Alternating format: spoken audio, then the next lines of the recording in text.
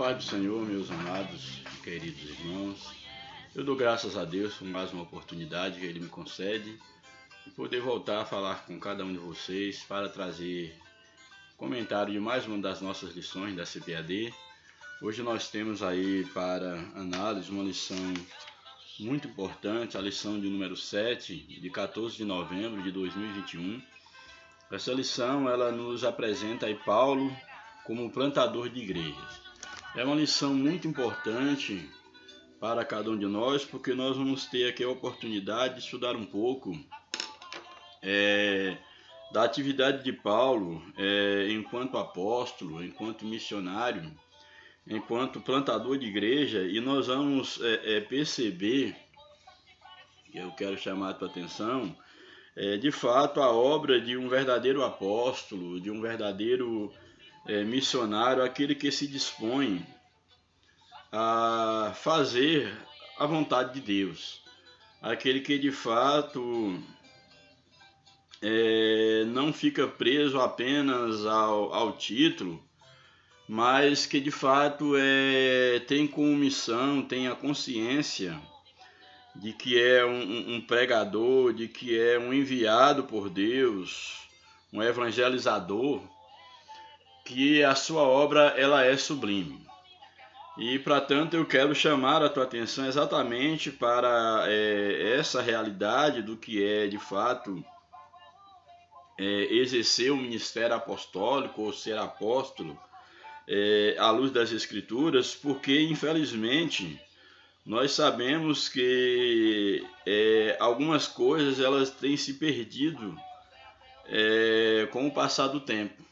Elas têm se perdido, é necessário que nós tenhamos consciência do chamado, daquilo para o qual Deus nos chamou, e que nós possamos de fato vivenciar o verdadeiro chamado de Deus, tendo uma consciência plena de que a ideia de ser apóstolo de Cristo, de se tornar um apóstolo, não é meramente colocarmos na cabeça ou simplesmente acharmos que de uma maneira ou de outra nós podemos fazer algo para o qual nós não fomos chamados. E aí, quando apresenta aí Paulo, um plantador de igrejas, a primeira coisa que eu quero que nós venhamos a refletir é exatamente no conceito de apóstolo, dentre as várias definições, mas no grego, a palavra no caso é apostelien, o apóstolo, significa aquele que é enviado, mensageiro ou embaixador. Então, partindo dessa definição, desse princípio, de que o apóstolo é um mensageiro, é um enviado, é um embaixador, nós percebemos que o apóstolo é aquele que está, que fala, que é enviado e representa alguém, e em se tratando mais especificamente dentro do âmbito evangélico, do âmbito cristão, que nos interessa, o apóstolo, enquanto um enviado, enquanto um mensageiro, enquanto um embaixador, ele faz isso exatamente como um representante de Deus, um representante de Cristo. Então o apóstolo, ele é exatamente, enquanto enviado, enquanto mensageiro, enquanto embaixador, ele é um desbravador. E aí eu tenho visto com uma certa aversão que muitos se têm levantado apóstolo nos últimos dias, e nós sabemos que apóstolo enquanto ofício, ele se limita apenas aos apóstolos de Jesus, e o próprio Paulo, que teve um chamado, vamos dizer assim, especial, ele se considera como um abortivo, mas ele tem o seu apostolado reconhecido pelos demais apóstolos, mas ele não fazia parte do grupo dos 12 apóstolos, mas apóstolo enquanto ofício mesmo, estava restrito aos seguidores de Jesus, e temos aí o caso de Paulo como sendo uma exceção no tocante de que ele foi um seguidor de Jesus, ele teve um encontro com Jesus, porém com Jesus ressuscitado, que havia morrido e ressuscitado.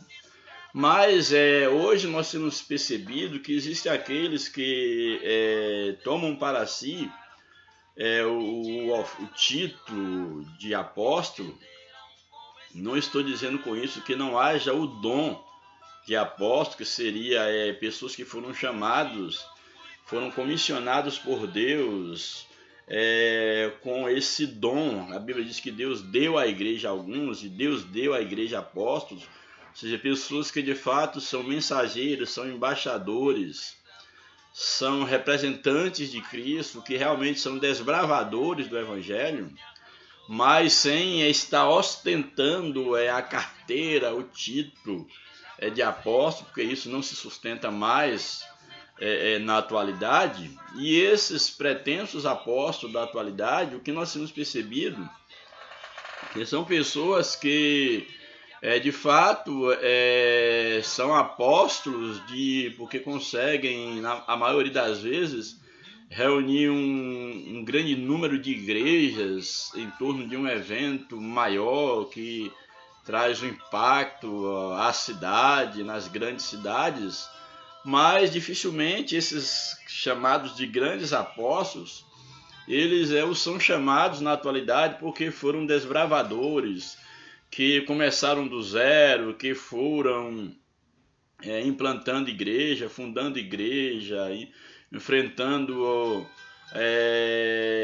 todo e qualquer tipo de dificuldade, colocando a própria vida em risco em prol do Evangelho. Dificilmente, não sei se tem alguns desses que hoje são encaixados nos grupos de apóstolos, não sei se tem algum que conquistou esse título, vivendo uma vida, vamos dizer assim, afastado da mídia, afastado do grande público, uma vida marginalizada, no sentido de estar à margem dos holofotes. Então é meio estranho alguém se arrogar apóstolo, quando de fato é apóstolo de igrejas já prontas, apóstolos que apossam de grupos já formados por outros que desbravaram, por outros que doaram a vida e às vezes nunca foram e nunca serão reconhecidos. Como nós sabemos, existem muitas igrejas, trabalhos que foram de fato fundados por pessoas que sequer tiveram o reconhecimento humano quanto serem peças fundamentais no crescimento da obra de Deus. Eu tenho acompanhado isso, eu conheço verdadeiros apóstolos enquanto dom, verdadeiros pastores, verdadeiros desbravadores que fizeram uma grande obra para Deus e hoje já caíram no esquecimento, outros já tomaram posse do seu trabalho, agora tudo pronto, desfruta dos privilégios, desfruta, vamos dizer assim, numa linguagem secular, desfruta dos bônus, mas que não pagaram os ônus pelo trabalho.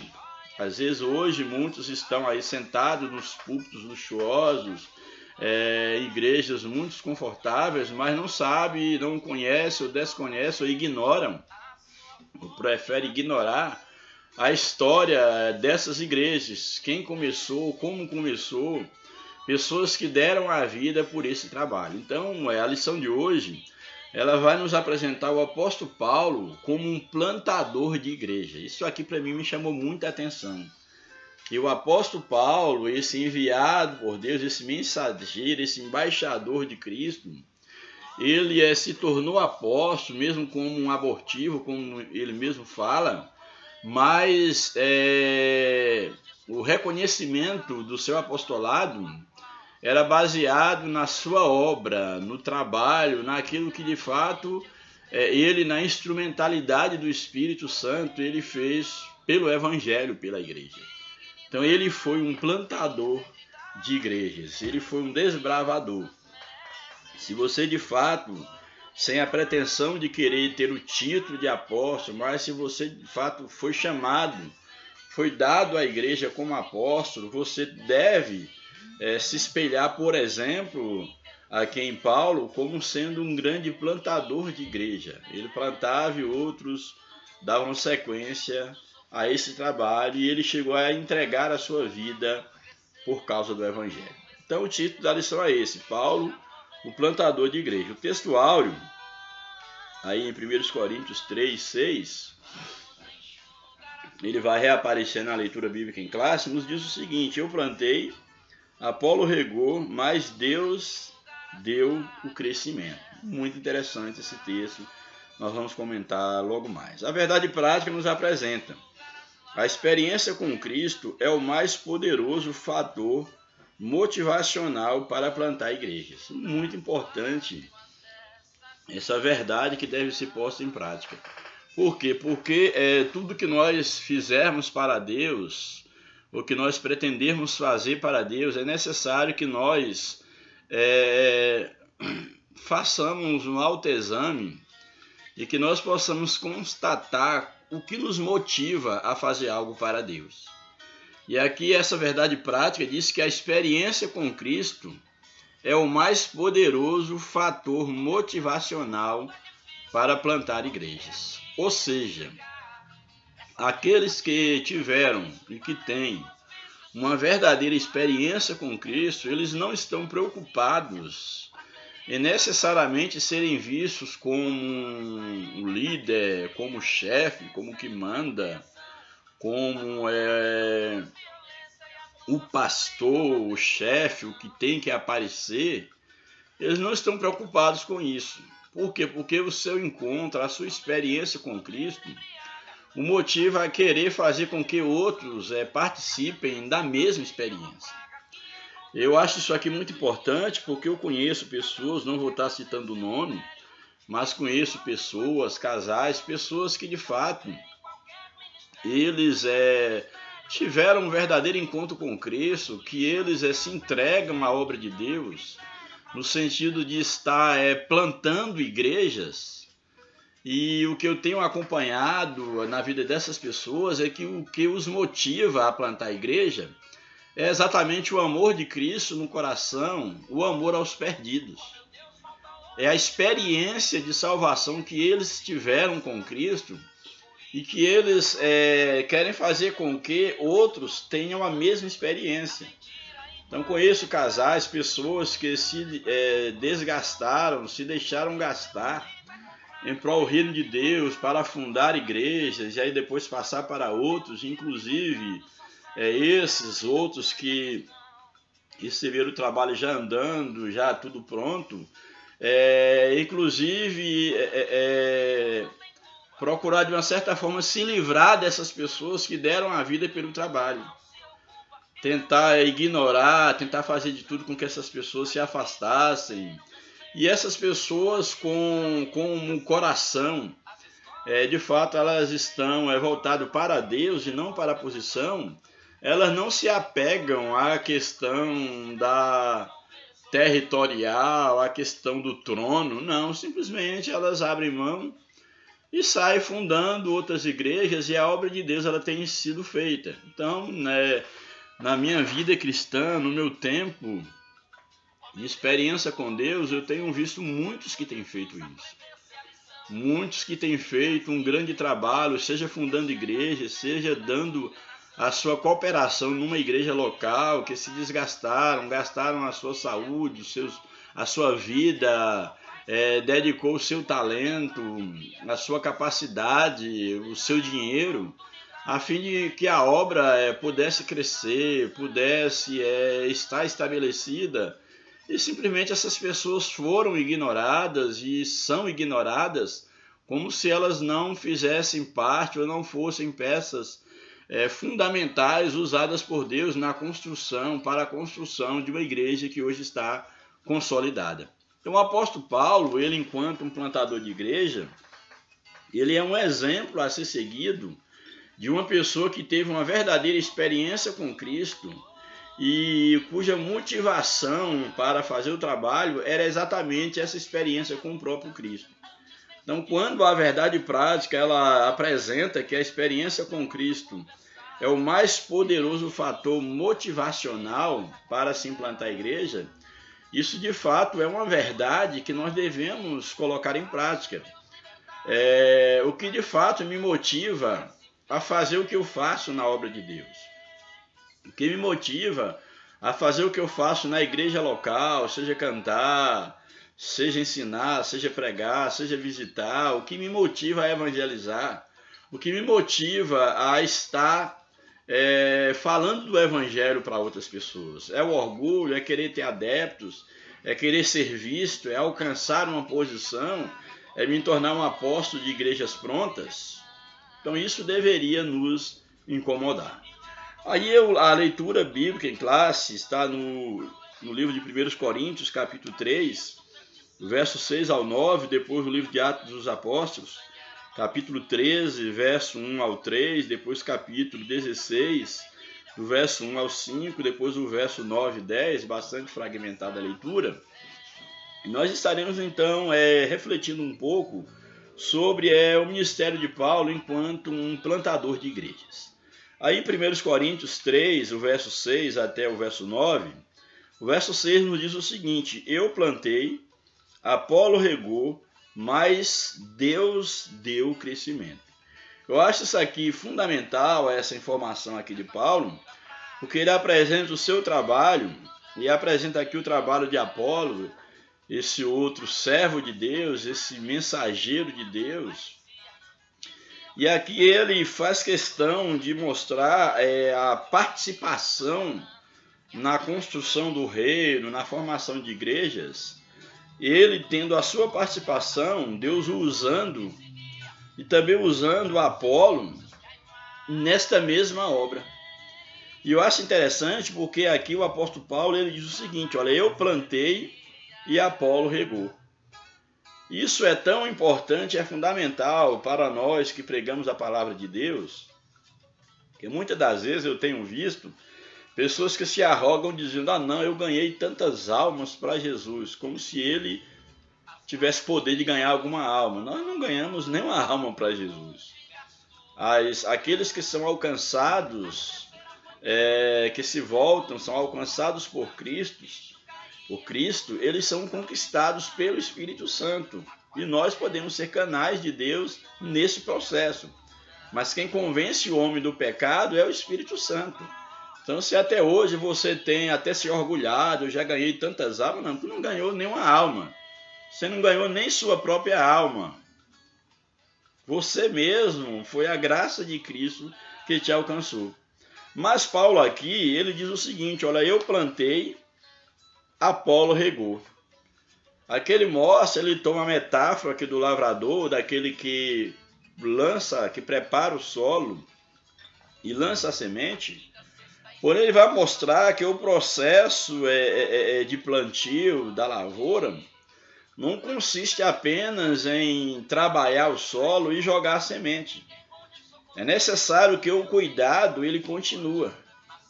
É necessário que haja quem rega, venha regar a semente, regar o solo e continuar cuidando do solo. Para que, de fato, haja o crescimento, haja a produção. E uma das coisas aqui também que, para mim, eu me encantei com esse texto, é porque ele coloca a participação daquele que planta a semente, daquele que rega, mas mostra que, em última instância, a vida, o crescimento, quem dá é Deus. Isso, Paulo fazendo uma analogia com a lavoura, no caso, no sentido real, e de fato é assim. Por mais que eu trabalhe uma terra, que eu lance uma semente, a vida da semente, o crescer da semente é uma obra de Deus.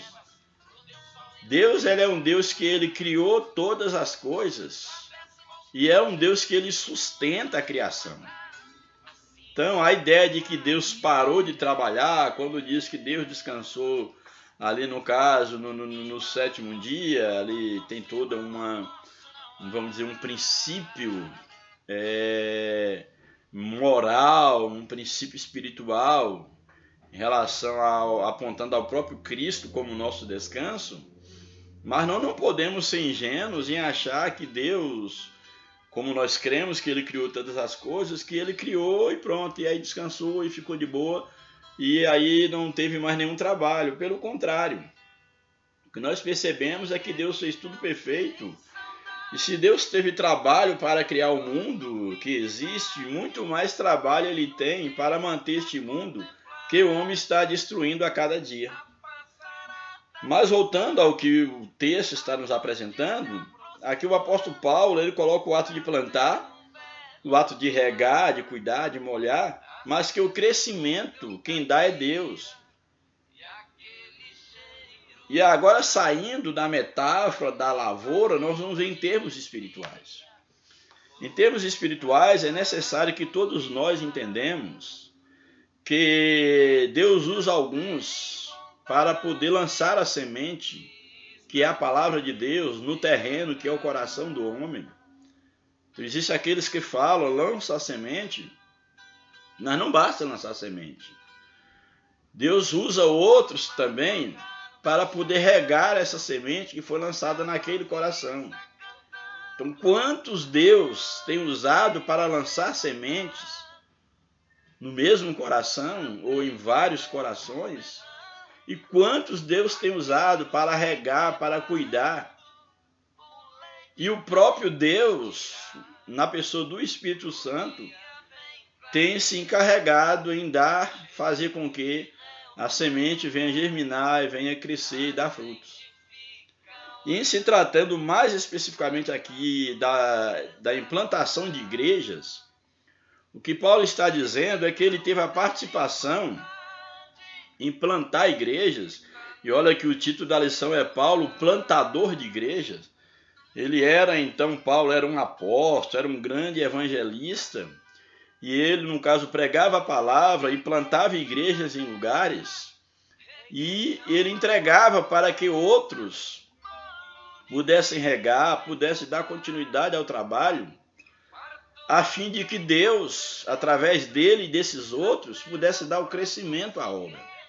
Mas o que eu acho interessante é que quando nós analisamos o que Paulo está falando, segundo a minha leitura, à luz da Bíblia, que eu vejo que há o crédito, não que nós estejamos em busca de crédito, mas todos nós temos uma participação no reino de Deus, e há aquele que tem o crédito de ser usado por Deus, não que ele queira o crédito para si, esse crédito ele deve devolver para Deus, que é o crédito de ser usado para plantar, ser um plantador. Como Paulo diz, eu plantei. Mas tem aquele que tem o crédito de poder regar, que é o caso aqui de Apolo regou. Mas tanto aquele que planta, quanto aquele que rega, aquele que cuida, não pode deixar de fora o mais importante, não pode esquecer que o mais importante é que há um terceiro elemento, que é exatamente Deus é quem dá o crescimento. Ou seja, a obra de Deus, quem faz é o próprio Deus. Ele faz usando aquele que planta, usando aquele que rega, e Deus mesmo se encarrega de fazer com que sua obra cresça, com que sua obra prevaleça. Então essa parte aqui da lição eu julguei muito importante nós termos esse olhar quando Paulo ele coloca aqui a cooperação na fundação das igrejas, a cooperação daquele que planta, daquele que rega, e não quer dizer que necessariamente seja apenas um que tem a tarefa de plantar, está lançando a semente, não quer dizer que seja apenas um que cuide, que regue, e que existe um único que é capaz de dar o crescimento, que é o próprio Deus, que é o próprio Cristo. Então vamos dizer assim, esse é o princípio apresentado por Paulo para um plantador de igrejas. E esse vamos dizer assim, a sua autobiografia, autoanálise enquanto plantador de igreja. Eu plantei, Apolo regou, mas Deus deu o crescimento, porque a obra é de Deus, louvado seja Deus. Aí o verso 7, ele diz o seguinte: pelo que nem o que planta é alguma coisa, nem o que rega, mas Deus que dá o crescimento. O que Paulo está dizendo aqui? Nós sabemos que, por exemplo,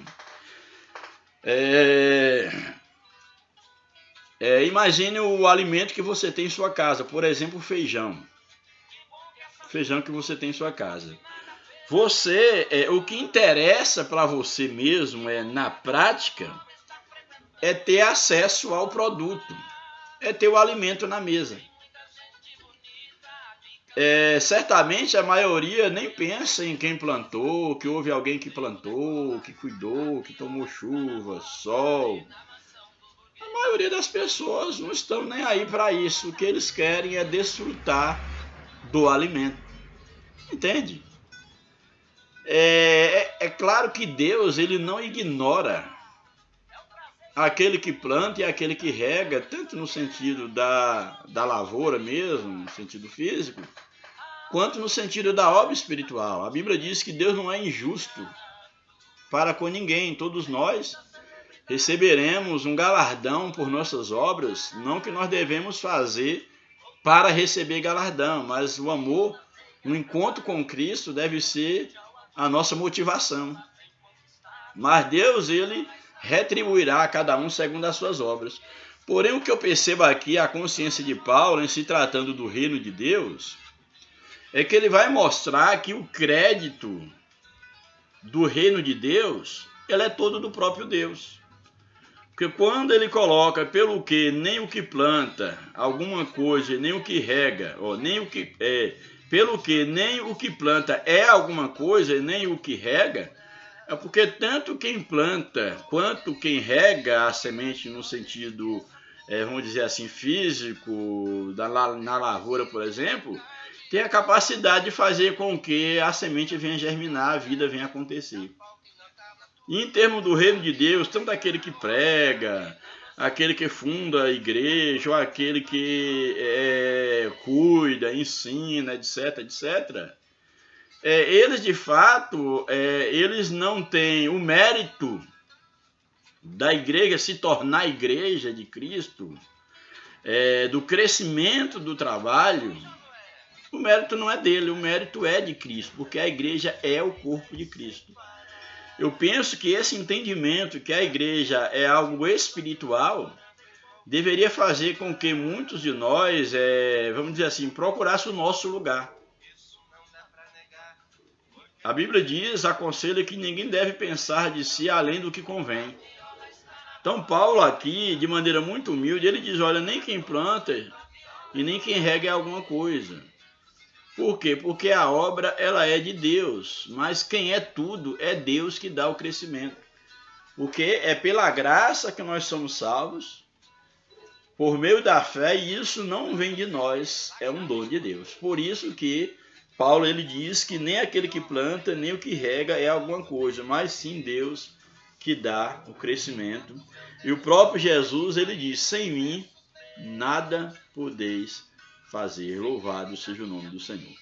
Aí o verso de número 8 nos diz o seguinte, ora, o que planta e o que rega são um, mas cada um receberá o seu galardão, segundo o seu trabalho. Então, um é o que planta, outro é usado para regar, porém, todos receberão o seu galardão segundo o trabalho feito. E o que eu acho importante também é que nós analisarmos aqui, o galardão segundo o trabalho, é necessário que nós tenhamos um pensamento, uma reflexão um pouco mais profunda, porque a ideia, ao longo do contexto maior da Bíblia, a ideia aqui de receber galardão segundo o trabalho, nós vamos analisar quando lá a Bíblia apresenta a questão de todos comparecerem ante o tribunal de Cristo, e a Bíblia diz que muitos fizeram algo aparentemente para Deus, mas que as suas obras elas serão consideradas como um palha, como um feno, serão queimadas pelo fogo. E outros farão algo na obra de Deus e as suas obras serão consideradas como pedras preciosas, como metais nobres.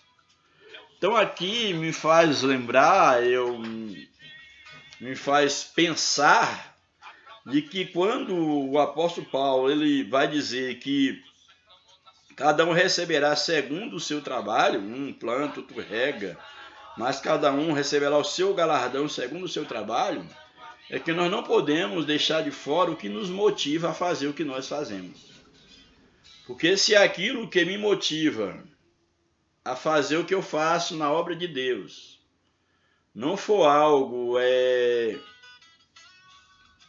aprovado por Deus, a minha obra será como palha. Eu não receberei o galardão pelo que eu fiz, mas lá dentro do contexto do tribunal de Cristo, a Bíblia diz que esses serão salvos como quem escapa de um incêndio. Ou seja, alguém quando está dentro de uma casa, de um prédio, quando há um incêndio, ele não vai ficar preocupado em procurar, juntar os seus bens. Ele sai com a roupa do corpo, se tiver com a roupa do corpo. Então eu acho isso muito interessante para que nós possamos rever as nossas motivações. Porque Deus, ele retribuirá a cada um segundo as suas obras. E esse segundo as suas obras, isso leva em consideração o que te motiva a fazer o que você faz. Porque nós lemos aqui na Verdade Prática que diz o seguinte, que a experiência com Cristo é o mais poderoso fator motivacional. Que seja de fato a tua experiência, a minha experiência, a nossa experiência com Cristo, que seja Cristo em nós que nos motiva a fazer o que nós fazemos. Que não haja outra motivação, como por exemplo o orgulho, o querer se aparecer, querer ser visto pelos homens, o querer galgar algum degrau dentro da hierarquia eclesiástica, nada disso. Mas que de fato nós possamos sondar e pedir ao Espírito Santo que ele venha sondar as nossas motivações, sondar o nosso coração. Louvado seja Deus. Aí o verso 9, ele é maravilhoso. Ele diz o seguinte: porque nós somos cooperadores de Deus. Vós sois lavoura de Deus e edifício de Deus.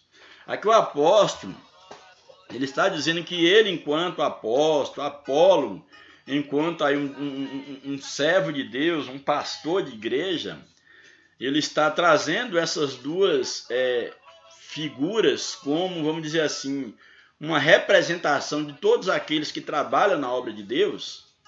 Ele diz o seguinte: porque nós somos cooperadores de Deus. Então a ideia aqui é mostrar exatamente o quê? O que é cooperar com Deus?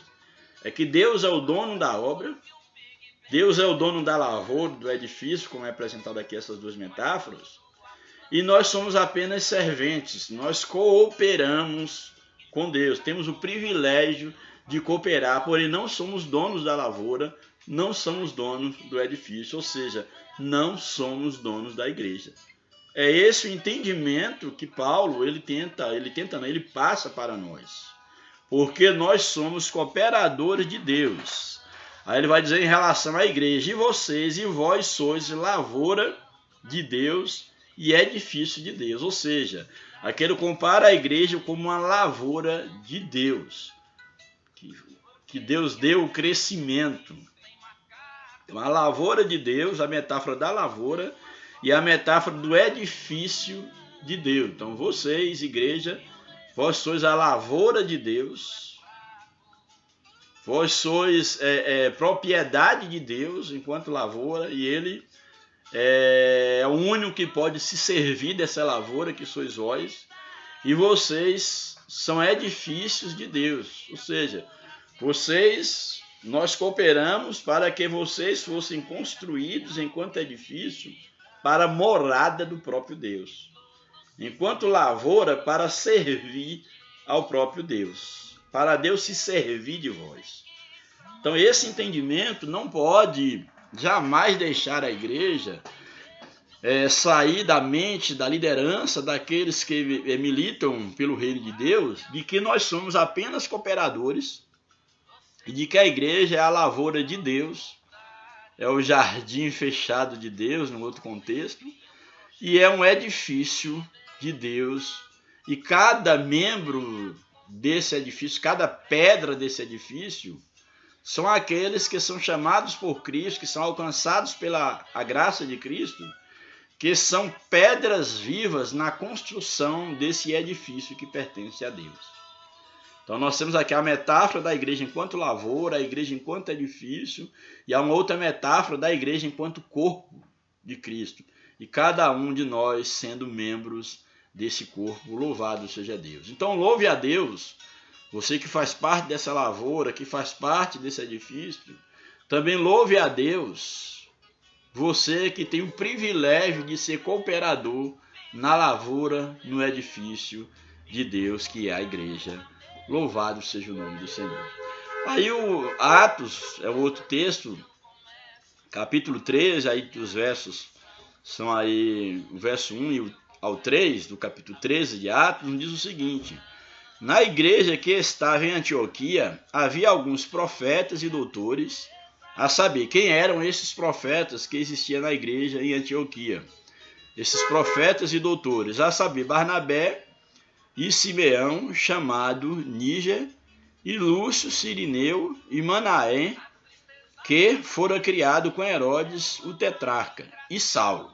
Então mostra aqui esses homens que haviam na igreja, que eram profetas e doutores, aqui Barnabé, Simeão, Lúcio, Manaém e Saulo, que é o Paulo, homens que Deus havia colocado ali na igreja de Antioquia para serem cooperadores nessa obra. Aí o verso de número 2 diz o seguinte: e servindo eles ao Senhor e jejuando, disse o Espírito Santo. Então mostra aqui que eles eram servos, eram cooperadores, e mostra aqui que o serviço deles, que eles estavam ali servindo ao Senhor, jejuando, e é claro, e orando certamente, e o Espírito Santo, que é o dono da obra, enquanto uma pessoa, aqui o texto diz que disse o Espírito Santo: apartai-me Barnabé e Saulo para a obra a que os tenho chamado.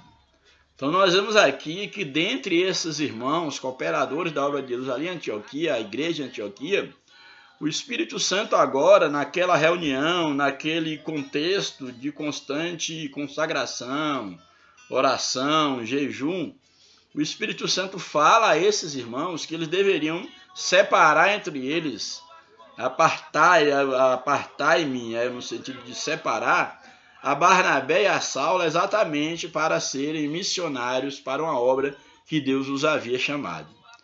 Aí o verso 3 diz o seguinte: então, jejuando e orando, e pondo sobre eles as mãos, os despediram. Então a igreja, aqueles irmãos oraram, jejuaram e puseram as mãos sobre Barnabé e Saulo e os despediram como missionários para fazer a obra para a qual Deus os havia chamado, mostrando exatamente qual era o papel desses que plantavam igrejas, qual era o papel de cada um dentro do reino de Deus. E ainda no livro de Atos, aí o capítulo 16, o verso 1 ao 5, depois o verso 9 e 10, nos diz o seguinte: e chegou a Derbe e Listra, e eis que estava ali um certo discípulo, por nome Timóteo, filho de uma judia, que era crente, mas de pai grego, do qual davam bom testemunho os irmãos que estavam em Listra e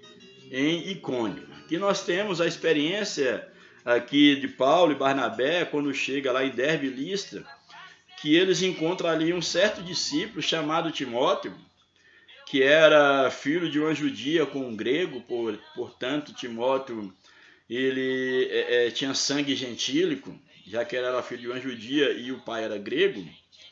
E esse discípulo que eles encontraram ali, esse servo de Deus, nos diz o texto que havia um bom testemunho por parte da comunidade, dava-se informações de que ele, Paulo e Barnabé, tinham informação de que ele era uma pessoa íntegra e dava-se bom testemunho do jovem Timóteo. Isso é que eu acho muito importante, porque nós vamos ver o quanto Timóteo ele foi útil na obra de Deus, foi útil enquanto filho na fé, discípulo, enquanto alguém que foi, vamos dizer assim, instruído pelo apóstolo Paulo. Então diz o texto que do qual, em relação a Timóteo, dava bom testemunho os irmãos que estava em Listra e em Icônio, esses irmãos davam bom testemunho de Timóteo. Paulo quis que esse fosse com ele, no caso, esse Timóteo, no caso, Paulo quis que este fosse com ele, tomando o circuncidou por causa dos judeus que estavam naqueles lugares, porque todos sabiam que seu pai era grego. Então Paulo agora, ele se interessa em levar Timóteo como um dos seus discípulos, podemos dizer assim, e tendo esse interesse, ele sabia muito bem que havia ali os judeus, estavam de olho, e que Timóteo era filho de um gentil, de um grego, mesmo a sua mãe sendo judia. E ele não era circuncidado, e para o judeu a circuncisão era algo, vamos dizer assim, necessário para ser aceito como um verdadeiro judeu, cumprindo, vamos dizer assim, esse ritual judaico. Então diz o texto aqui que Paulo, tendo interesse em Timóteo, ele por causa dos judeus, para que não houvesse escândalo. Os judeus sabiam exatamente que o pai de Timóteo era grego, então por isso Paulo faz com que Timóteo ele passe por essa cirurgia, pelo processo da circuncisão. Aí o verso 4, e quando iam passando pelas cidades, lhes entregavam para serem observados os decretos que haviam sido estabelecidos pelos apóstolos e anciãos em Jerusalém. O verso 4 diz que quando Paulo e os seus companheiros, quando eles iam passando pelas cidades, eles entregavam nessas cidades, no caso, os ensinamentos, aquilo que foi determinado pelos apóstolos em Jerusalém, para que as igrejas pudessem observar. O verso 5, de sorte que as igrejas eram confirmadas na fé e cada dia crescia em número. A ideia aqui de confirmar é a ideia da edificação mesmo. As igrejas, elas se identificavam enquanto igreja, ser confirmada na fé no sentido de estarem alinhadas ao evangelho, estarem alinhadas aos ensinamentos dos apóstolos, confirmar o seu compromisso enquanto igreja de Cristo. E o texto apresenta exatamente isso. E uma vez que as igrejas elas eram confirmadas na fé, eram edificadas na fé com os ensinamentos dos apóstolos, ali dos missionários, o texto então nos diz que havia um crescimento do número da igreja, lembrando aquilo que nós falamos no início, que era o próprio Deus, é o próprio Deus quem dá o crescimento. Verso 9, e Paulo teve de noite uma visão em que se apresentava um varão da Macedônia e lhe rogava, dizendo, passa a Macedônia e ajuda-nos. Aqui é um outro evento, certamente a lição deve falar nesse evento em alguma lição mais à frente, mas nós temos aqui que depois de estar naquele lugar, desse encontro com Timóteo, e essa edificação das igrejas aqui, Paulo então ele tem uma visão de um varão, que é o próprio Deus, quem sabe, um anjo do Senhor, uma teofania, certo? Que nessa visão, Deus, ele vai então, aquele varão, ele vai dizer para Paulo, passa a Macedônia e ajuda-nos. E aquilo ali era exatamente já um chamado de Deus, para que Paulo pudesse passar a Macedônia para dar continuidade à obra de Deus enquanto um plantador de igreja, e Paulo, é claro, ouviu a voz de Deus. E logo depois desta visão, procuramos partir para a Macedônia, concluindo que o Senhor nos chamava para lhes anunciarmos o Evangelho. Louvado seja Deus.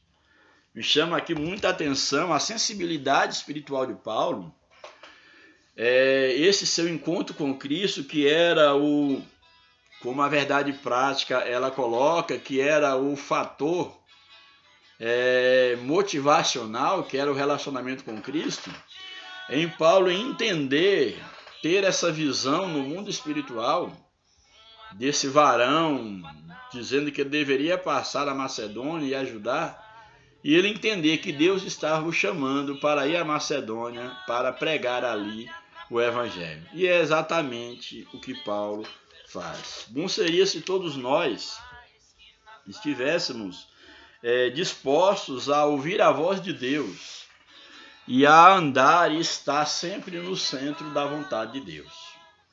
Quantas das vezes nós percebemos que Deus está nos chamando para passar a Macedônia? Isso pode representar, quem sabe, a mudança de uma cidade, a mudança, quem sabe, até mesmo de um emprego, uma função, seja lá o que for, o que represente a Macedônia na sua vida. Mas muitas das vezes Deus ele tem nos despertado para passar a Macedônia e muitos não querem deixar a sua terra, deixar o seu chão. E aí me faz lembrar quando Deus ele chama Abraão, que até então era Abrão, e pede para ele sair da sua terra, do meio da sua parentela, para um lugar que ele ainda lhe havia de mostrar. Era a Macedônia para a qual Deus estava chamando Abraão. Então que você entenda pelo Espírito Santo qual é a Macedônia que Deus quer que você passe. Porque muitas das vezes você, quem sabe, está insistindo em algo que Deus há muito tempo já te chamou para uma outra obra, para uma outra dimensão no trabalho do reino de Deus, mas você ainda não conseguiu ouvir a voz de Deus ou ter ignorado a voz de Deus que está lhe dizendo: passa a Macedônia e venha ajudar-nos. Existem pessoas que elas são, desculpe aí a metáfora, que são apegados à terra como minhocas, que não querem sair da terra. Mas Paulo ele não tinha dificuldade de ouvir a voz de Deus quando o mandava ir de um canto para o outro, em muitos momentos correndo o perigo de morte, colocando em risco a sua própria vida. Bem, o comentário da lição nos apresenta o seguinte: nessa lição estudaremos sobre o processo de plantação de igreja que o apóstolo Paulo executou. Veremos que ele foi um desbravador, aquele que eu falei do apóstolo como desbravador. Veremos que ele foi um desbravador da causa do mestre no mundo pagão.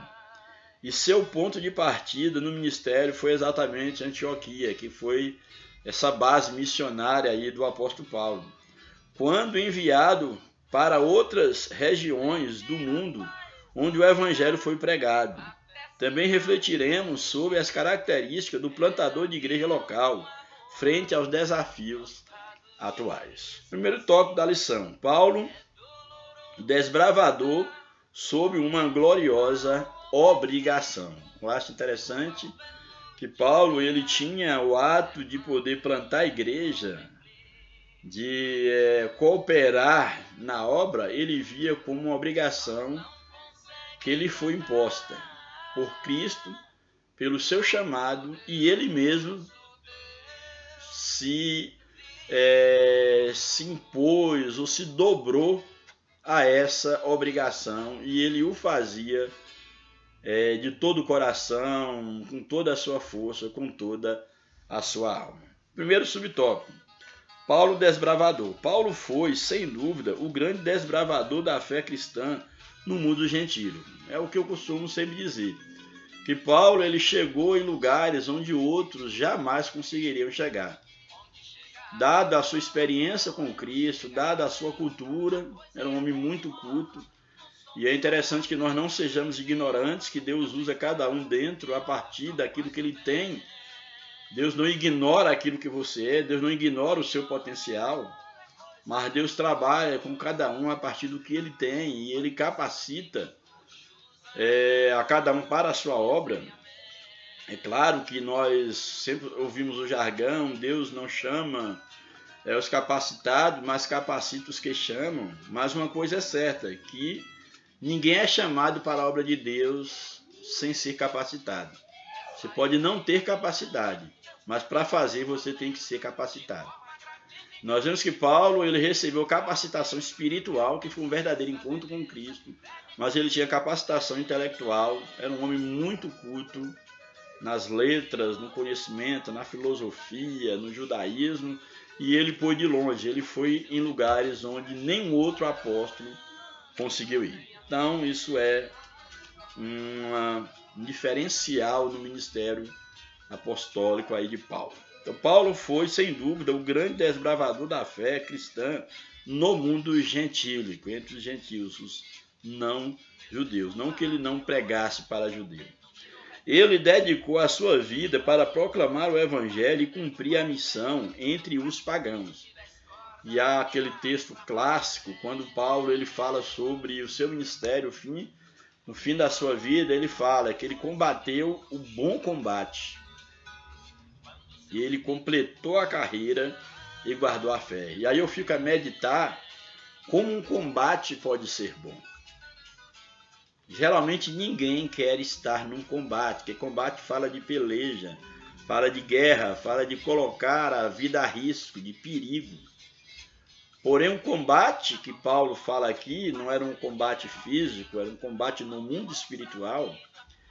E ele tinha que sofrer por Cristo, combater pelo Evangelho, era um bom combate.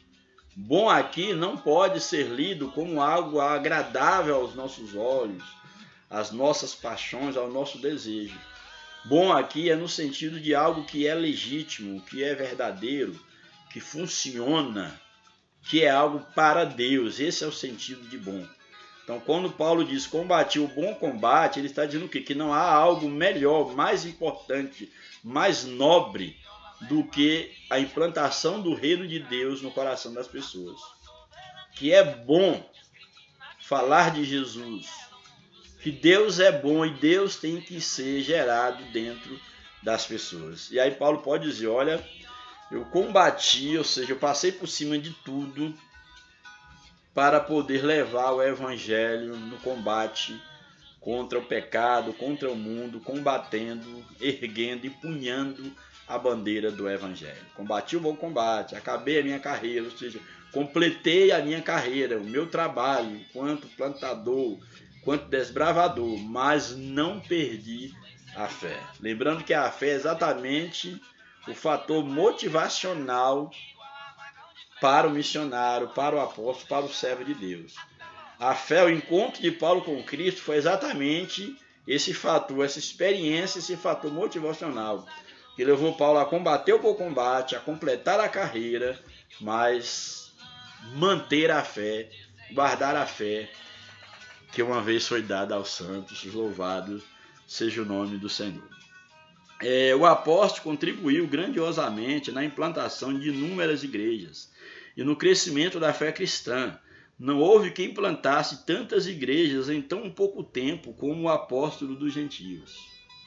Sua vida e ministério nos constrangem a semear o evangelho e a plantar igrejas em lugares onde pessoas nunca ouviram falar do evangelho das boas novas. Então Paulo ele é um exemplo para nós, sairmos do nosso conforto e sermos plantadores de igreja em lugares onde pessoas nunca ouviram falar do evangelho, em lugares onde não há nenhuma comodidade, onde é necessário desbravadores, heróis da fé, verdadeiros apóstolos, não apóstolos de carteirinha, que de fato deixam-se gastar pelo reino de Deus. Louvado seja Deus. Segundo subtópico, uma gloriosa obrigação. O apóstolo foi chamado por Cristo para pregar o evangelho aos gentios.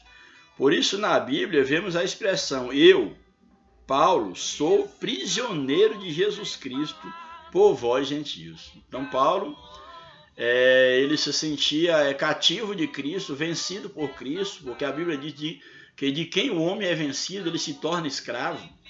Paulo foi vencido por Cristo e ele se via prisioneiro de Cristo.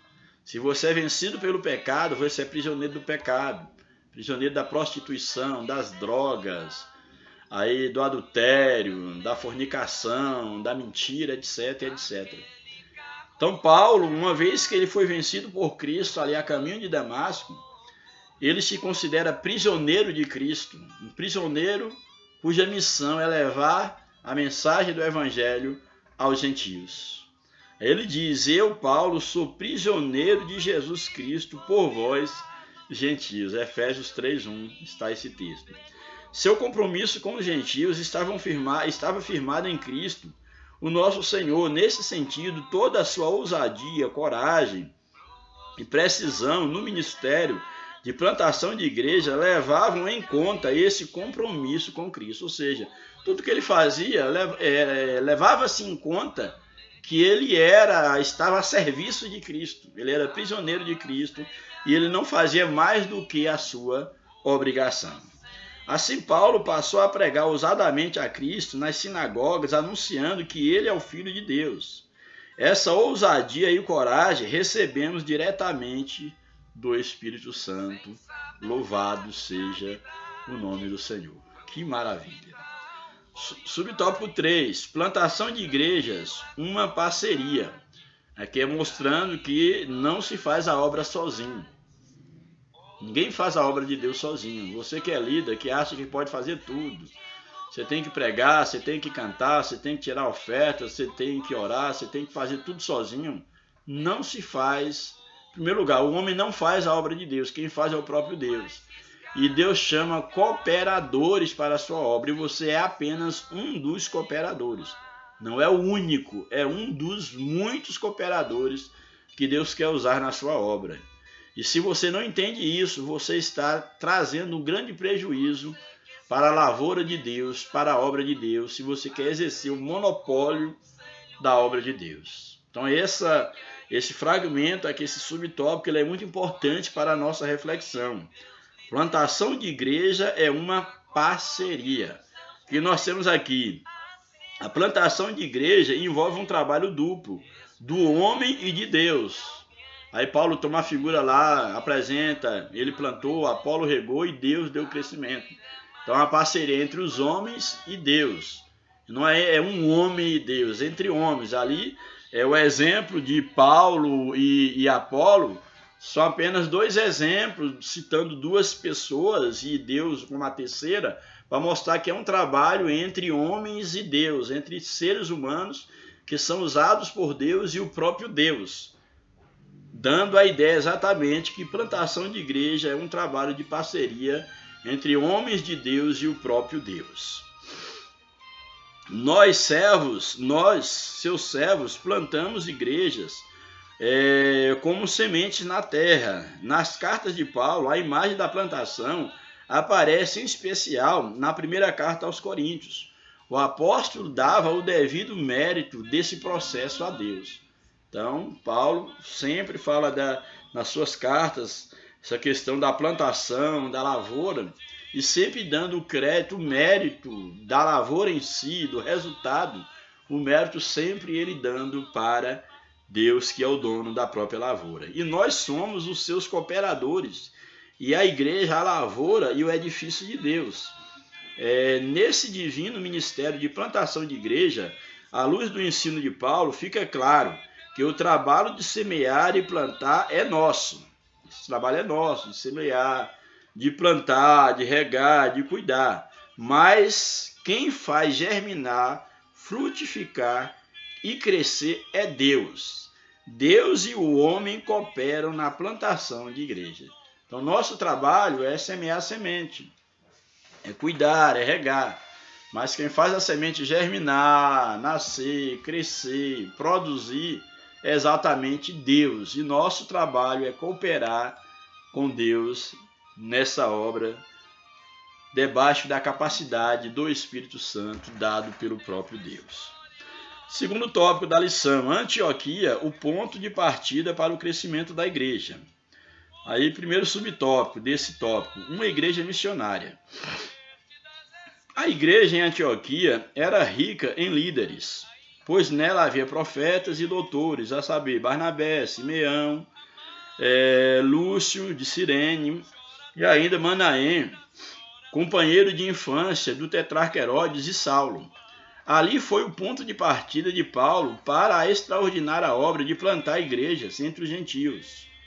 Juntamente com Barnabé, sob jejum e oração, imposição de mãos, ele foi enviado, no caso Paulo e Barnabé, foram enviados ao vasto campo do mundo gentílico para pregar o evangelho e plantar igrejas, como nós já vimos. Então, vemos aqui que Antioquia ela foi exatamente, foi um ponto, a igreja de Antioquia, foi o ponto de partida para a obra missionária do apóstolo Paulo. E aqui no caso, mais especificamente aqui, Paulo e Barnabé, que foram separados para esta obra, e ali se tornou uma base, podemos dizer assim, missionária. Aí o subtópico 2 fala sobre a primeira viagem missionária de Paulo. A primeira viagem missionária. Paulo e Barnabé pregaram em Chipre. Neste lugar o apóstolo desmascarou o feiticeiro Elimas, o encantador, e ganhou o procônsul para Cristo, mas ainda pregou nas sinagogas de Antioquia da Psídia, no caso, onde os judeus, no caso, fizeram oposição, a sinagoga ali de judeu, e houve uma oposição. Ao mesmo tempo, os gentios alegraram-se e cresceram, e o Espírito Santo se fez presente ali. Então, Paulo, ele, no caso, ao pregar ali em Antioquia da Psídia, ali onde, na sinagoga, onde os judeus se opuseram a ele, mas também houve gentios que se converteram. E aqui é interessante que o texto nos diz que, ao mesmo tempo, os gentios alegraram-se e creram, alegraram e creram, no caso, ali no Evangelho, e diz que o mesmo e o Espírito Santo se fez presente naquele lugar, por intermédio da instrumentalidade ali de Paulo e Barnabé. E aí na lição continua: o mesmo aconteceu em Icônio, Listra e Derbe. Ora, no trabalho de evangelização e implantação de igrejas, há muitos desafios. Uns recebem a palavra, outros rejeitam, outros ainda zombam. O trabalho de implantação de igreja não é fácil, mas o Espírito Santo opera, fala aos corações e dá o crescimento à obra de Deus. É um desafio, de fato, plantar igrejas, cuidar de igreja, mas nós vemos aqui que Paulo, na sua primeira viagem missionária, ele já colhe muitos frutos, porque ele estava exatamente, ele, Barnabé e os demais envolvidos, eles estavam debaixo da direção do Espírito de Deus. Aí Paulo tem a primeira viagem missionária, como nós falamos, vem a segunda viagem missionária de Paulo. Depois do concílio de Jerusalém, Paulo visitou igrejas já plantadas a partir das regiões do Oriente para o Ocidente, envolvendo a Ásia, a Europa. De fato, nessa segunda viagem houve uma mudança de rumo sob a direção do Espírito, quando ele teve a visão de um macedônio que dizia: passa a Macedônia e ajuda-nos. Então, essa visão de Paulo passando a Macedônia e ajuda-nos, já fala exatamente da segunda viagem missionária de Paulo. Paulo empreendeu uma viagem que incluía Derbe, Listra, Troas, Filipos, Tessalônica, Bereia, Atenas aí a capital grega, Corinto e Éfeso. Outras cidades foram alcançadas pelo ímpeto evangelístico do apóstolo e inúmeras igrejas foram plantadas nessa segunda viagem missionária. Quando estamos na dependência do Espírito Santo, temos uma visão ampliada acerca do reino de Deus. E aí temos mais uma vez Paulo como esse exemplo de um homem que deixou-se usar por Deus de uma maneira poderosa, a fim de contribuir no crescimento da obra de Deus. E o terceiro e último tópico: característica de um plantador de igrejas. Quais são as características que a lição apresenta de um plantador de igreja? A primeira característica é motivado pelo chamado. A segunda, experimentado no deserto da vida. E a terceira, a igreja segundo as Escrituras. Isso aqui eu acho bem interessante. Então, qual é a primeira característica aqui de um plantador de igreja? Motivado pelo chamado. Como vemos em Paulo, um plantador de igreja,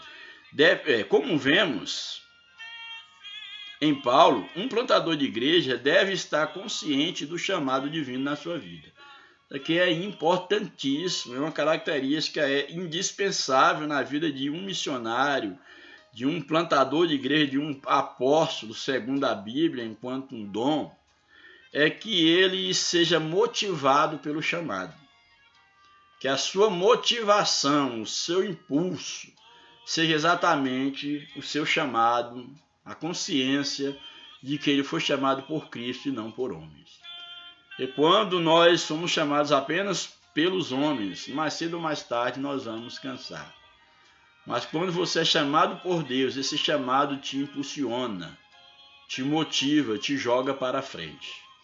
Então aqui, Paulo ele estava consciente do seu chamado, do chamado divino na sua vida.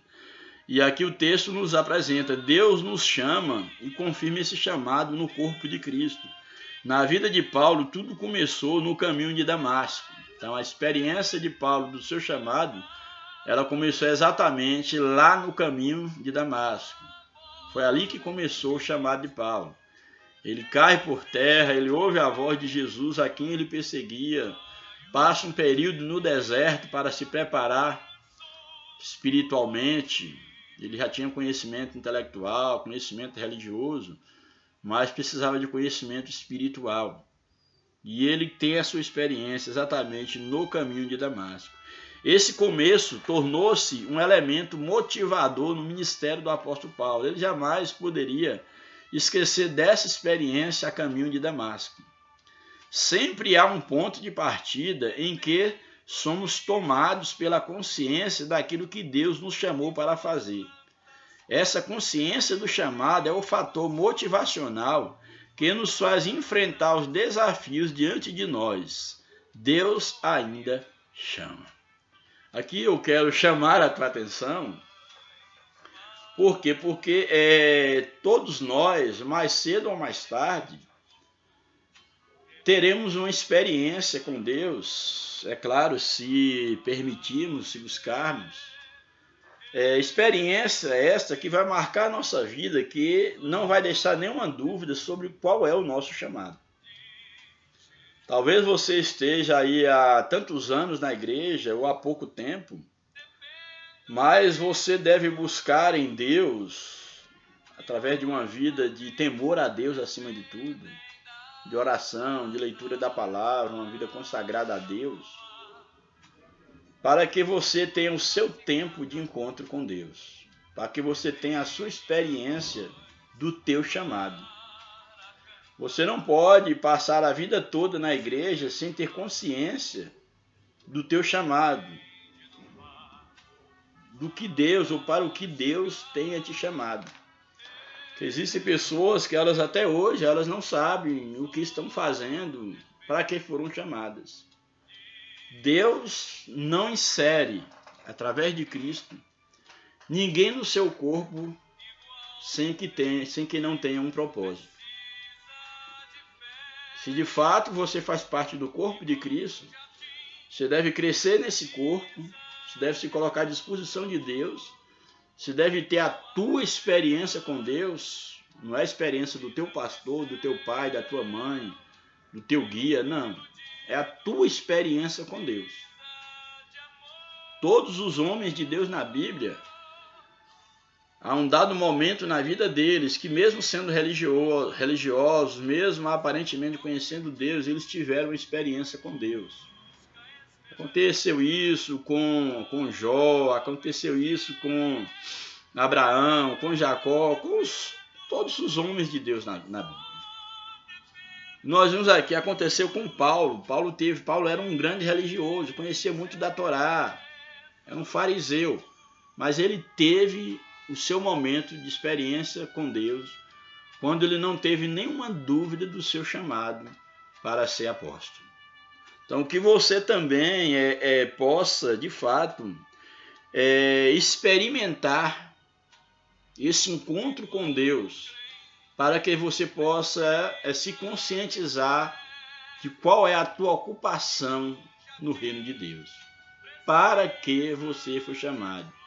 Qual a obra que Deus quer que seja feita por intermédio da tua instrumentalidade. Então isso é muito importante. Então sempre há um ponto de partida em que somos tomados pela consciência daquilo que Deus nos chamou para fazer. Olha que maravilhoso. Se você ainda não experimentou um momento para você, que você tenha assim total convicção De fato, Deus me chamou para isso. Busque isso de Deus. A Bíblia fala que Enoque, que era um homem que conhecia a Deus, diz que depois que ele gerou um filho, e numa certa idade, diz que Enoque passou a andar com Deus. E depois que Enoque passou a andar com Deus, sua vida não foi mais a mesma, até o ponto de Deus o tomar para si, ele se trasladado. Então há na vida do cristão, há um momento que de fato nós temos um verdadeiro encontro com Deus e com o nosso chamado. Às vezes a pessoa passa 1 ano, 2, 3, 4, 10 anos na igreja, mas tem um momento que de fato marca a sua vida. E a partir daquele momento ele nunca mais será o mesmo.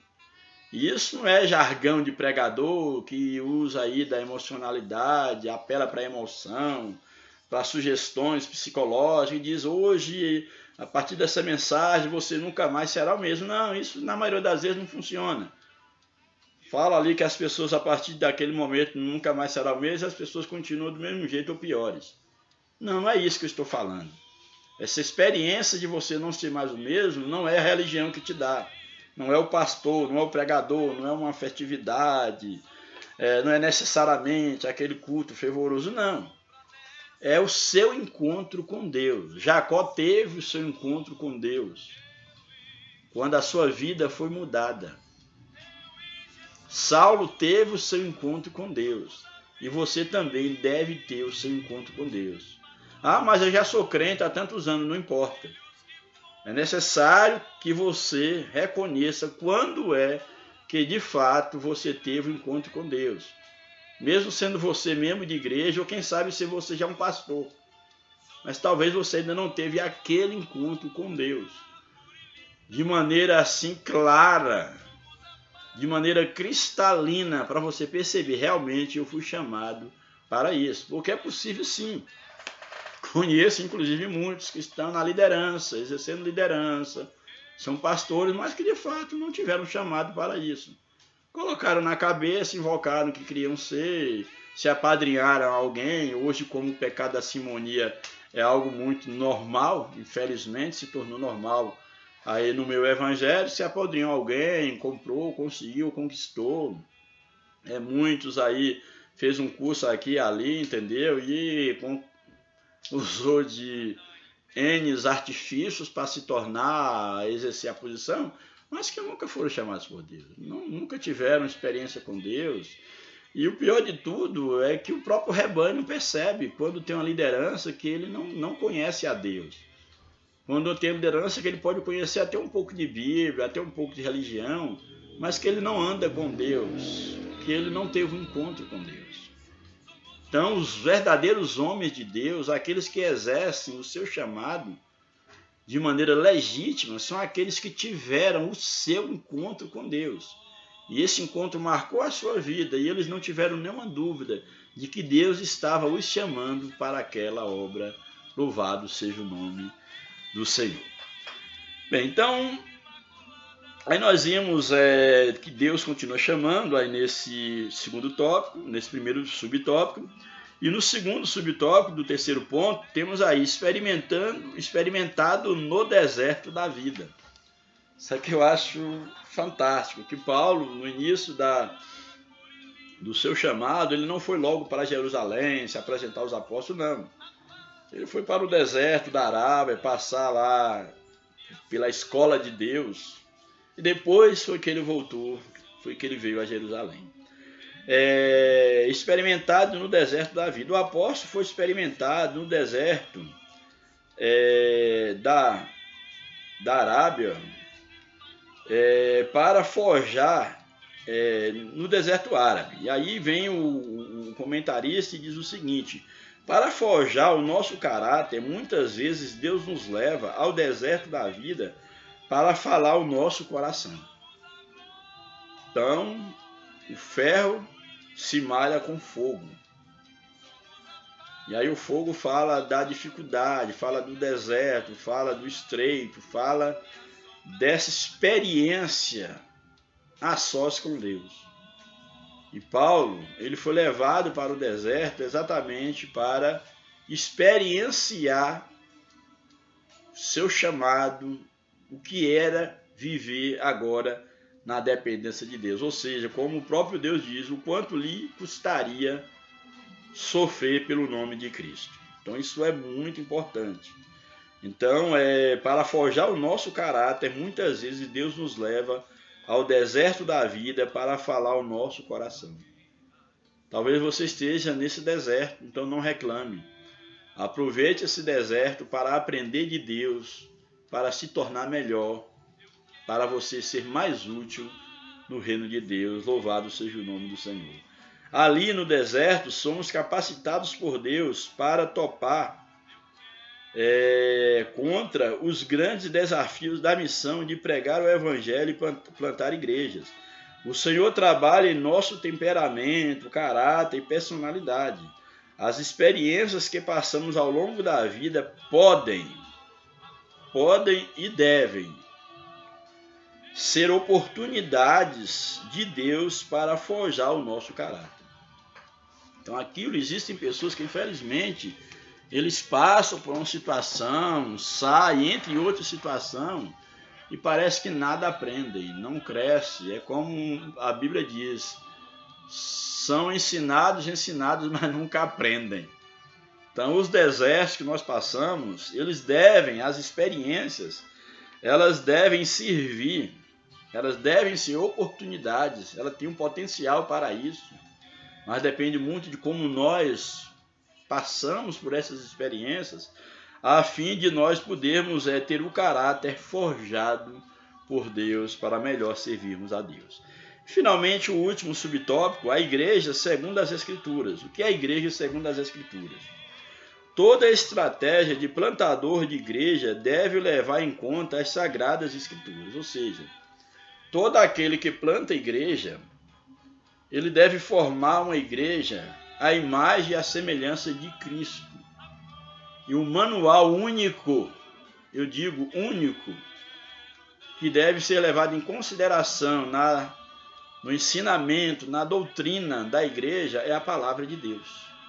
A igreja ela tem que ser formada segundo o modelo das Escrituras. E aqui eu chamo a atenção e quero falar algo assim da minha experiência enquanto cristão, enquanto vida secular, que apesar dos meus tempos de estudo, que estou basicamente findando agora, não sei se volto a estudar, mas nas minhas experiências na área de letras, que é um curso que cursei, área de letra, na área de filosofia, na área de história que estou terminando, também na área de teologia e algumas especializações, uma das coisas que eu sempre conservei, que a própria filosofia ela coloca que o aprendizado vem pelo espanto diante de algo, e esse espanto, ele também, eu acrescento, nos leva a um encanto. Mas eu quero confessar que até então tenho tido contato com o conhecimento secular, como também com o conhecimento teológico. Sou leitor da Bíblia, leitor mesmo, estudante da Bíblia, a partir dos meus 14, 15 anos de idade. Eu realmente não consegui mais parar de ler a Bíblia. Era um leitor, um estudioso, quanto mais da Bíblia. E foi a Bíblia que me deu o apetite, que me despertou para leituras, outras campos do conhecimento, inclusive a teologia. Mas eu quero dizer que hoje, com os meus 50 anos de idade, nenhum livro que eu já li, nenhuma área do conhecimento que eu já passei, que consegui me graduar, me formar, houve um livro que me mantivesse encantado, que eu tivesse esse livro como um livro que seria a minha cartilha, uma espécie de meu manual. Nenhuma área do conhecimento, não amo filosofia. Foi um dos cursos que mais me identifiquei e que mais gosto. Me considero mais não um filósofo, mas me considero mais um pensador do que um teólogo, do que um historiador, do que um letrado, um professor de letras. Mas eu confesso para vocês que o único livro que me encanta, ou seja, que continuamente me encanta, é a Bíblia. Eu não importo como alguém traduza isto. Tem grandes filósofos que eu li, admiro o pensamento, a lógica do pensamento, que pode ser aplicada em qualquer âmbito da vida, inclusive no âmbito religioso, teológico. Tem grandes teólogos, grandes historiadores, grandes literatas, muitos grandes mesmo. Porém, nenhum livro, seja de teologia, de história, de literatura, de filosofia, nenhum livro me encanta, nenhum livro me espanta e me encanta toda vez que eu leio como a Bíblia. Por que eu estou falando isso? Estou falando isso porque eu vejo com uma certa preocupação, e isso eu falo por a minha experiência de vida com Deus e de vida secular, enquanto professor de língua portuguesa, já fui professor de literatura, professor de filosofia, professor de teologia, todas essas áreas aí eu já transitei e continuo transitando. Mas eu tenho uma certa preocupação em se tratando de igreja, quando se gasta um tempo muito grande em reuniões em torno de um livro, mesmo que esse livro seja um livro evangélico ou um livro de teologia, e que esse livro se torne um manual para se gastar semanas e mais semanas, meses e mais meses, tendo, vez por outra, alguns versos da Bíblia como um pretexto para dizer que estamos num estudo bíblico, ou que estamos tratando de Bíblia, mas na verdade a Bíblia é mais um pretexto. É como se eu me encantasse por um livro com um encanto que eu não tenho pela palavra de Deus. Eu não consigo conceber isso. Para mim, a igreja, ela deve se encantar, ela deve se espantar no sentido filosófico. O espanto filosófico é o caminho para o conhecimento da verdade. É um dos caminhos, vamos dizer assim, uma das vias, melhor dizendo. Mas eu não consigo conceber que em momento algum da igreja eu deva me empolgar, me encantar tanto com um livro, seja secular ou seja de um livro dito cristão ou até mesmo teológico, a ponto de deixar a Bíblia de lado e só usá-la como um pretexto. E às vezes eu vejo com uma certa, eu diria até com um espírito de misericórdia, de compaixão, pessoas que gastam tempos e mais tempos em torno de um livro porque encantou com aquela história, aquela experiência daquela pessoa, com aquele tema, e aí gasta-se tempos e mais tempo, e aí fica encantado com aquela obra como uma criança quando ganha um chocolate. E às vezes não se encanta com a palavra de Deus. A cada dia que eu leio a palavra, o mesmo texto que eu já venho lendo há 35 anos atrás, uma vez que já estou com 50 anos de idade, e minha experiência de leitor da Bíblia é assim, não que eu não lia antes, mas um leitor mais crítico, mais, vamos dizer assim, responsável, é de pelo menos uns 30 a 35 anos, é que aquilo que eu li há 35 anos atrás, e eu leio hoje, continua me encantando e me espantando. Esse espanto filosófico. E aí eu me preocupo, e aí eu sugiro a você que é líder, a você que é pastor, que tenha cuidado para que a Bíblia na igreja ela não esteja sendo usada apenas como um pretexto. Eu já tenho algo em mente, eu me encantei com uma obra literária, com um livro de teologia, ou um livro pretensamente cristão, de ensinamento, disso, daquilo outro, e aí eu vou gastar quase todo o tempo que eu tenho para o ensino em torno da experiência de alguém, não que isso não seja útil, não que eu não possa trazer a experiência de outro, de alguém que escreveu um livro. Sim, eu posso fazer isso em 2, 3 encontros, entendeu? Trazer aquilo que é substancial, mas na minha concepção, na minha experiência com Deus, o que deve prevalecer na igreja é exatamente o ensinamento da palavra de Deus. Porque o ensinamento da palavra de Deus, ele abrange todas as áreas da vida. Se eu quero falar de casamento, eu posso fazer isso a partir da palavra de Deus. Se eu quero falar da criação de filhos, eu posso fazer isso a partir da palavra de Deus. E não tomar a palavra como pretexto. Se eu quero falar de finanças, de honestidade, de política, de tudo, eu posso fazê-lo a partir da palavra de Deus. E não tomando o caminho inverso. Lançando mão de N obras e pegando ali um ou outro versículo como pretexto para fazer aquilo ficar com cara de palavra de Deus, com cara de ensinamento para a igreja. Então tenha muito cuidado, é o que eu aconselho em relação a essa questão. Porque o texto aqui, esse último tópico, ele fala exatamente uma igreja segundo as Escrituras. Ou seja, a igreja ela tem que ser formada, ela tem que ser fundada, ela tem que ser nutrida, ela tem que ser regada pela palavra de Deus e somente pela palavra de Deus.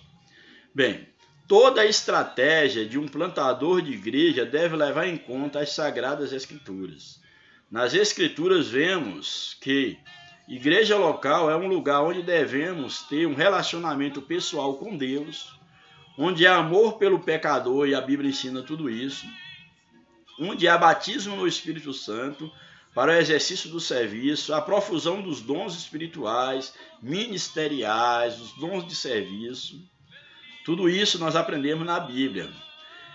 Há de se ter autoridade do alto para expulsar demônios, curar enfermos. Há de ter pregação fiel da palavra de Deus, com a autoridade do Espírito Santo, vida de oração, pois os ministros não podem deixar de perseverar na palavra e na oração. A Bíblia diz que os irmãos perseveravam na palavra, na doutrina, na oração, no partir do pão, na comunhão. Então a igreja não pode deixar esses pilares em hipótese nenhuma. E tudo isso nós buscamos exatamente através da palavra de Deus. Por isso que nós temos que ter a preocupação de estarmos firmando uma igreja, ser instrumentos nesta obra, uma igreja que seja uma igreja modelo segundo a palavra de Deus. Louvado seja o nome do Senhor. Aí no livro de Atos, capítulo 6,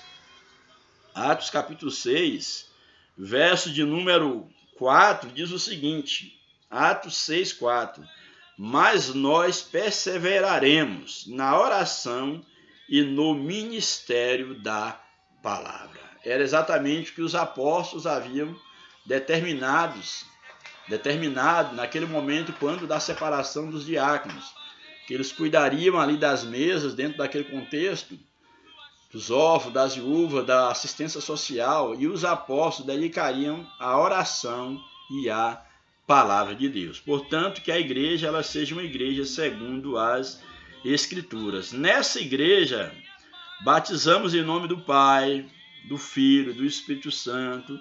Nessa igreja segundo a palavra, partilhando da ceia do Senhor, aguardando a sua volta para nós encontrarmos com Ele. Não podemos perder de vista que nós plantamos, mas é Deus quem dá o crescimento e quem aprova a obra. Louvado seja o nome do Senhor para sempre. Concluindo, vimos que muitos episódios na vida do apóstolo Paulo aumentaram sua visão para expandir a igreja por todas as partes. É vontade de Deus que vidas sejam chamadas por Ele para se tornarem plantadoras de igreja, pessoas que amem proclamar a palavra de Deus para quem não a conhece e formar uma igreja local que glorifique a Deus e viva a fé com fidelidade ao Senhor. Então, que nós sejamos edificados, que você, espero que você tenha sido edificado através desse ensinamento, que você possa levar em consideração que o ato de plantar igrejas é um ato comissionado por Deus. Nós somos apenas cooperadores e Deus usa vários cooperadores, um para plantar, outro para cuidar, para regar, mas que o crescimento vem de Deus.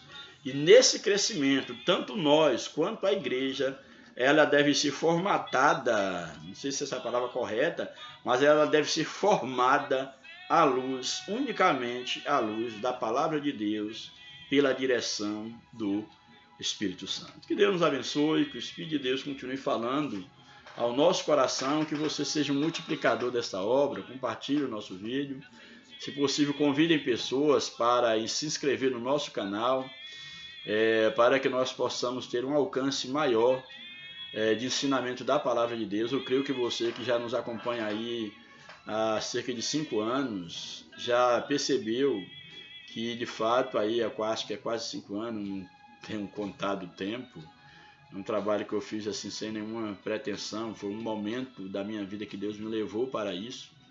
Eu não tenho dúvida desse chamado, esse é um dos chamados de Deus para a minha vida, está aqui.